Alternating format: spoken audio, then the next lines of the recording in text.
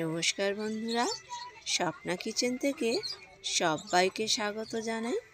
আজকের আমি নতুন স্বাদের একটা রেসিপি এনেছি, আর এটা সবারই ভালো লাগবে। মুগ ডাল ভেজে আমি সেদ্ধ করে নিয়েছি।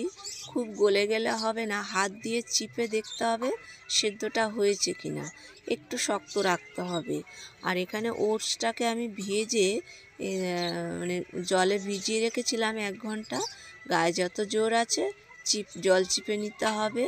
আর এখানে আমি কড়াইতে শুকনো লঙ্কা ফোড়ন দিয়েছি, এরপরে দিয়ে দেবো সর্ষে ফোড়ন, আর এরপরে কারি পাতাটাও দিয়ে দিয়েছি। আর আদা আমি কুচিয়ে রেখেছিলাম, সেটা একটু তেলে ভেজে নেব।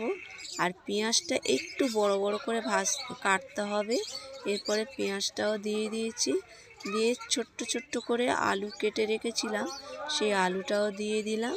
দিয়ে এখানে কাঁচা লঙ্কা কেটে দিয়েছি, লাল লঙ্কা আর কি। আর এখানে দিয়ে দিলাম কিশমিশটা 1 ঘন্টা আমি ভিজিয়ে রেখেছিলাম। দিয়ে এখানে একটু ভালো করে নাড়িয়ে নিয়ে এখানে দিয়ে দিতে হবে নুন। এটা ঢেকে করতে হবে, আলুটা যেন সেদ্ধ হয়ে যায়। এরপরে দিয়ে দেব যে ডাল সেদ্ধ, ভালো করে জলটা ঝারিয়ে নিতে হবে, ঝুড়িতে রেখে দিতে হবে। দিয়ে দিলাম, দিয়ে নাড়িয়ে নিয়ে এখানে আমার হয়েছে কি একটু তেল কম হয়েছিল, তো এখানে আমি আবার কড়ার মাঝখানটা একটু তেল দিয়ে দিলাম। দিয়ে ভালো করে এটা নেড়ে নিতে হবে। আর এটা খেতে ভীষণ সুন্দর হয়েছিল। আর যে ওটসটা আমি জল চিপে রেখেছিলাম এর মধ্যে দিয়ে দিলাম এরপরে। আর বন্ধুরা, চাইলে আপনারা একবার এইভাবে বানিয়ে খেয়ে দেখতে পারেন। আর এতে চাইলে অনেকে অনেক রকম সবজি দিতে পারে। আর এখানে আমি ওপর থেকে দিয়ে দিলাম নুন, আর সামান্য কাঁচা কারি পাতা কুচিয়ে দিলাম, আর দারচিনির গুঁড়ো দিয়ে দিলাম। দিয়ে ভালো করে নাড়িয়ে নিতে হবে। আর এখানে দিয়ে দেবো চিনি, দিয়ে চিনিটা যে যারা মিষ্টি খাবে দেবে।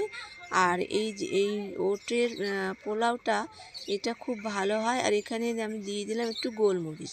আর এখানে অনেক কিছু সবজি দেওয়া যায়, যেমন বিনস, গাজর, ফুলকপি, মটরশুঁটি, এগুলোও দেওয়া যায়।